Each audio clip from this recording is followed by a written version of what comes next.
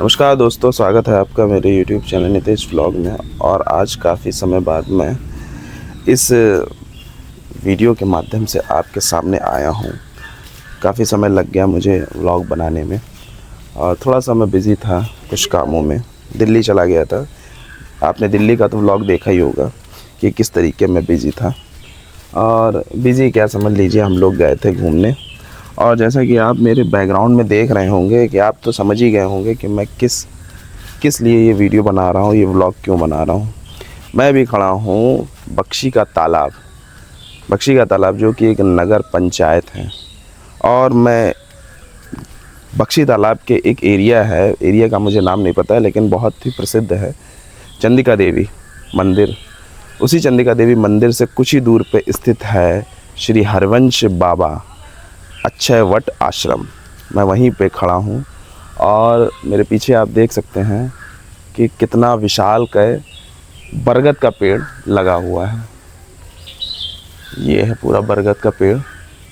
और इस बरगद के पेड़ के पास मैं इसलिए आया हूँ क्योंकि ये बहुत ज़्यादा फेमस है अपनी शाखाओं के लिए।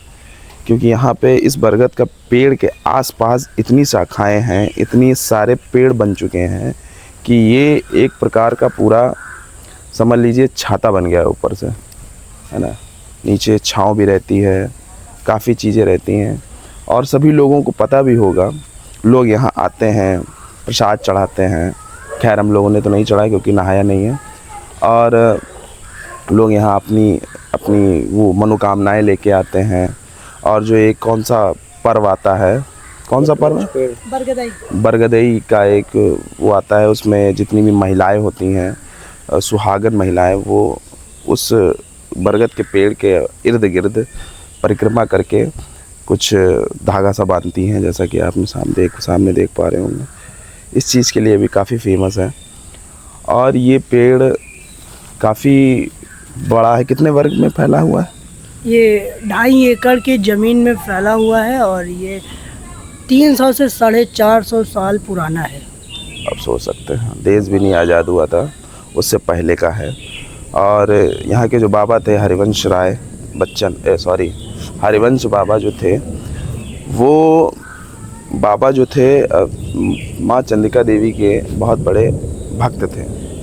और उन्हीं के अंदर से प्रकट हुआ था पेड़, जैसा कि बाहर लिखा हुआ है कि जब उन्होंने समाधि ली थी और उसी समाधि के अंदर से ही, मतलब उनके शरीर से या जो भी है, ऐसा बोला गया है, लेकिन ये कंफर्म नहीं है, बट ऐसा है, यहाँ पे लिखा है तो मानना तो पड़ेगा ही।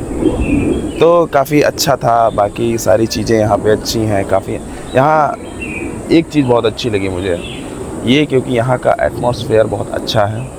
ठंडी ठंडी हवाएं चल रही हैं, एकदम सांस लेने में बिल्कुल भी प्रदूषण का वो अंदर वो नहीं जा रहा है। और इसके अलावा ये एक साल में 10 lakh ton oxygen 10 lakh kilogram oxygen produce करता है, जो 2-4 आदमी एक साल में यूज़ करते हैं।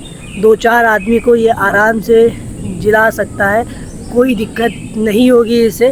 और मेरे हिसाब से जो सबसे ज़्यादा ऑक्सीजन जनरेट करते हैं उनमें पीपल और बरगद ही आते हैं। सबसे टॉप पे 2 ही पेड़ ऐसे हैं।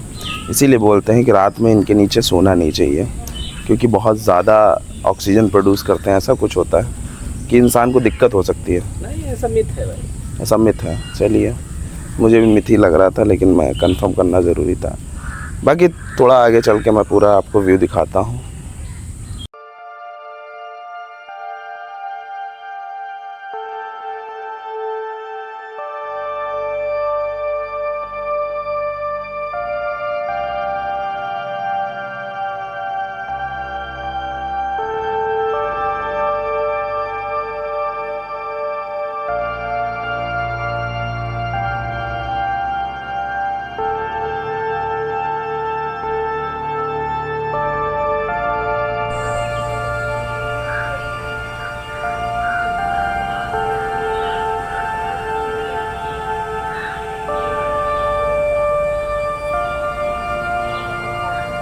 आई होप कि आपने पेड़ तो देख ही लिया होगा, ये जो बरगद का पेड़ लगा हुआ है।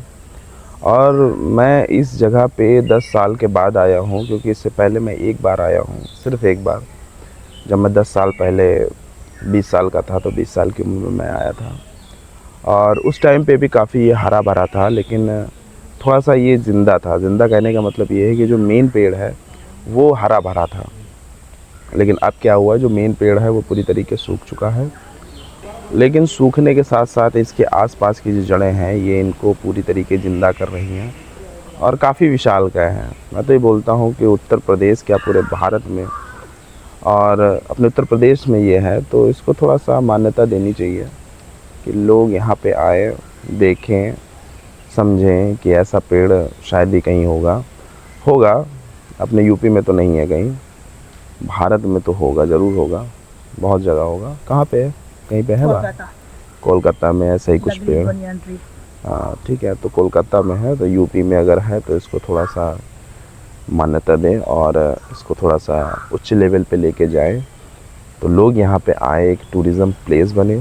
फ़िलहाल तो ये बन चुका है पहले से ही, और ज़्यादा लोग यहाँ पे आएँ और देखें। तो दोस्तों, जैसा कि आपने देखा कि मैंने आपको इस बनियान ट्री के बारे में बताया, अश्विन ने भी बताया, काफ़ी कुछ बताया कि इसकी हिस्ट्री क्या थी, कैसे क्या यहाँ से ये कब उत्पन्न हुआ, कब, ये सारी चीज़ें आपको बता दी।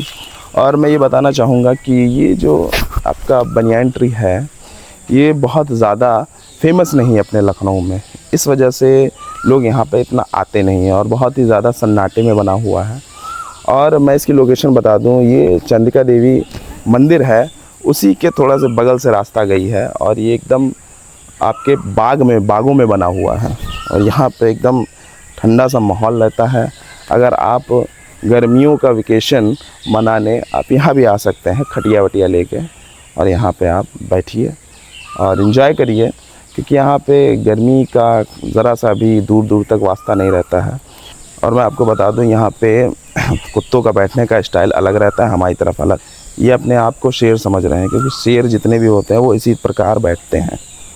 तो इस मंदिर में जब ये ऐसे बैठते हैं तो पूरे शरीर में ठंडक पड़ती है, पूरा छाती, पेट।